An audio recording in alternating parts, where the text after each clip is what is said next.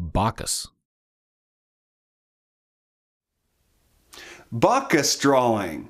In this video lesson, you will learn how to apply knowledge of human anatomy to drawing a standing male figure. The model for our drawing will be the marble statue of Bacchus.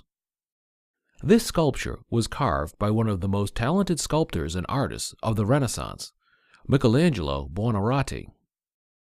He created it in the end of the 15th century, and it is now displayed in the National Museum of Bargello in Florence, Italy.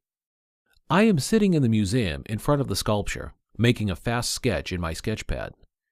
First, I have marked a few outlines in graphite pencil, but I will repeat the drawing in a bolder felt pen so you can see it better. At 80 inches tall, this figure is just over life size. It depicts Bacchus, the Roman god of wine.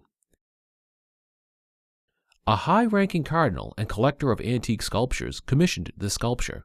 However, the commissioner rejected this masterpiece for some reason, and it was sold to the Jacopo Galli, a wealthy banker and Michelangelo's friend.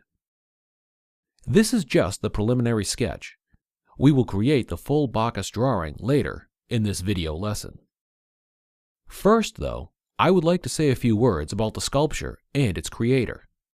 The sculpture depicts a young man, obviously drunk, holding a goblet of wine. This perfectly fits the job description of this god of wine. For its first 70 years, this sculpture was displayed in Rome, but it was later procured for the Medici, the rulers of the Florentine Republic, and relocated to Florence in 1572. This statue of Bacchus, along with the Pieta, are the only two surviving sculptures that Michelangelo made while working in Rome. The Pieta is still on display at St. Peter's Basilica in the Vatican. Michelangelo Buonarroti left a huge mark on Western art. He is not only a sculptor, but also a magnificent painter, architect, poet, and engineer. During his life, Michelangelo was considered the greatest living artist and remains one of the most famous artists of all time. Although he did not think of himself as a painter, he painted two of the most influential frescoes in the history of Western art: the ceiling of the Sistine Chapel in the Vatican and the Last Judgment, which adorns the altar of this chapel. Michelangelo also created many more sculptures, including the Bacchus, which I am sketching right now.